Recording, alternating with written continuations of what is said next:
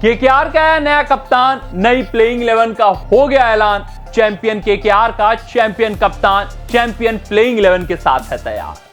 अगर हम बात करें कोलकाता नाइट राइडर्स की, तो उनके हवाले से बड़ी खबर आ रही है सामने। यह खबर उनके कप्तान को लेकर आ रही है और अब तक आपके यहां यह खबर पहुंच चुकी होगी कि चैंपियन केकेआर का कौन चैंपियन कप्तान बन सकता है। लेकिन उस कप्तान के आने के बाद प्लेइंग 11 में बदलाव होना तय हो चुका है, सुनिश्चित हो चुका है, क्योंकि अप्रत्याशित तौर पे यह कप्तान नियुक्त किया जा सकता है। और ऐसा कुछ होगा तो उनके प्लेइंग 11 में बल्लेबाजी पोजीशन में, इंपैक्ट प्लेयर सब्स्टिट्यूट में, सब कुछ जगह बदलाव होगा, छेड़खानी होगी और नई प्लेइंग 11 का निर्माण होगा। तो आखिरकार वो नई प्लेइंग 11 कौन सी होगी, वो चैंपियन प्लेइंग 11 कौन सी होगी, चैंपियन कप्तान कौन होगा, उसके पास कितना अनुभव है कितना नहीं है, और वो चैंपियन प्लेइंग 11 क्या आईपीएल 2025 में राज कर सकता है नहीं कर सकता है, सबकी समीक्षा हम अपने इस रिपोर्ट में करने वाले हैं। आपको केकेआर की चैंपियन प्लेइंग 11 बताने वाले हैं चैंपियन कप्तान के साथ। आते हैं सबसे पहले स्क्वाड ब्रेकअप पर नजर डाल लेते हैं। तो ये आपके स्क्रीन पर आप देख सकते हैं बल्लेबाजों की सूची, विकेट कीपरों की सूची, गेंदबाजों की सूची, हरफन मौला खिलाड़ियों की सूची, और इस स्क्वाड ब्रेकअप के जरिए आपको समझाएंगे कि चैंपियन प्लेइंग 11 केकेआर की क्या होने वाली है और चैंपियन कप्तान कौन होने वाला है। तो सबसे पहले आपको जो रिपोर्ट पता है उसकी पुष्टि कर देते हैं कि भैया ये बताया जा रहा है टीओआई के रिपोर्ट्स के हिसाब से, टाइम्स ऑफ इंडिया के रिपोर्ट्स के हिसाब से, कि अजिंक्य रहाणे कप्तान बन सकते हैं। हालांकि ये अप्रत्याशित तौर पे फैसला लिया जाएगा। अगर ऐसा कुछ होता है, मेरे अनुमान से ये सही विकल्प नहीं होंगे। टी20 फॉर्मेट में एक ऐसे खिलाड़ी को कप्तान बनाना जो आपके ऊपर बोझ साबित हो सकते हैं, जिनको हटाना मुश्किल हो सकता है, तो ऐसे खिलाड़ी को आप बनाना ही क्यों चाहेंगे जो शायद आपके लिए एक बोझ हो जाए, जो शायद आपकी टीम के लिए बर्डन हो जाए टी20 क्रिकेट में। लेकिन अब रिपोर्ट्स आ रही हैं तो आ रही हैं, उसी के आधार पे हम आपको प्लेइंग 11 का निर्माण करेंगे, क्योंकि अनुभव इनके पास अच्छा खासा है। ये जो रिपोर्ट्स हैं उस पर विश्वास इसलिए किया जा सकता है, चाहे हम रिंकू सिंह की बात करें, चाहे सुनील नरेन की बात करें,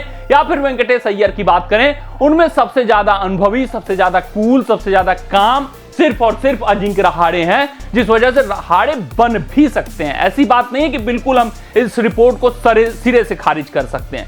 तो अजिंक्य रहाणे कप्तान बनते हैं तो भैया प्लेइंग 11 में आएंगे ही आएंगे।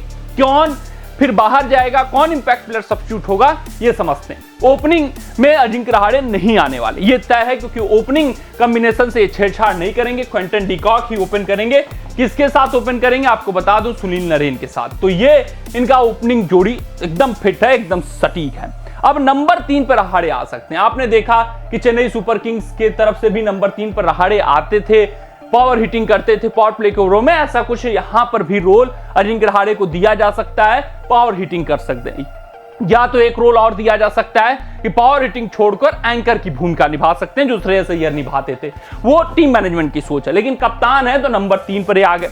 फिर अगर नीचे बढ़े, नंबर 4 की बात करें तो वहां पर आपको दिखेंगे कौन, इनके सबसे महंगे कॉस्टलीस्ट प्लेयर वेंकटेश अय्यर। तो 4 पे आपको वेंकटेश अय्यर बल्लेबाजी करते हुए दिखेंगे। फिर अगर हम 5 पे आए तो वहां पर आपको रिंकू सिंह बल्लेबाजी करते हुए दिखेंगे, और 6 पे आए तो आपको आंद्रे रसेल बल्लेबाजी करते हुए दिखेंगे। 7 में आए तो रमनदीप सिंह बल्लेबाजी करते हुए दिखेंगे। और फिर अगर हम बात करें इंपैक्ट प्लेयर सब्स्टिट्यूट की, तो वो होंगे Angkrish Raghuvanshi. Angkrish Raghuvanshi down the order बल्लेबाजी करेंगे, इंपैक्ट प्लेयर सब्स्टिट्यूट के रूप में करेंगे। यानी अगर इंपैक्ट प्लेयर सब्स्टिट्यूट की दरकार हुई तो रिंकू सिंह के ऊपर अंकुरिश रघुवंशी आपको बल्लेबाजी करते हुए दिखेंगे। ये ध्यान में आप रखिएगा इंपैक्ट प्लेयर सब्स्टिट्यूट की अगर हम बात करें। उसके आगे अगर हम इनकी गेंदबाजी विभाग में नजर डालें तो हर्षित राणा जो कुछ बल्लेबाजी कर सकते हैं वो, वैभव अरोड़ा दूसरे पेसर होने वाले हैं। फिर अगर हम तीसरे पेसर की बात करें तो एंड्रिक नॉर्किया जो मिचेल स्टार्क की जगह इस टीम में शामिल हुए हैं, एंड्रिक नॉर्किया हो गए। फिर आगे अगर हम बढ़ें तो स्पिन विभाग में वरुण चक्रवर्ती। ये इनकी प्लेइंग 11। इंपैक्ट प्लेयर सब्स्टिट्यूट में अंकुरिश रघुवंशी, कप्तान अजिंक्य रहाणे। तो आप समझ सकते हैं कि वेल सेटल्ड टीम, और जो पिछले संस्करण में लगभग इनकी टीम थी वो टीम यहां पर बनकर दिख रही है। Quinton de Kock overseas, Sunil Narine overseas, Ajinkya Rahane कप्तान, वेंकटेश अय्यर, रिंकू सिंह 5 पे लिखा हुआ है। लेकिन आप मानिए कि अगर इंपैक्ट प्लेयर सब्स्टिट्यूट की जरूरत पड़ी तो अंकुरिश रघुवंशी नंबर 5 पे, रिंकू 6 पे, फिर आंद्रे रसेल 7 पे, 8 पे रमनदीप सिंह हो जाएंगे। जिस तरीके से बल्लेबाजी क्रम इनका पिछले संस्करण हुआ करता था, वैसा यहाँ पे बल्लेबाजी क्रम आप देखोगे।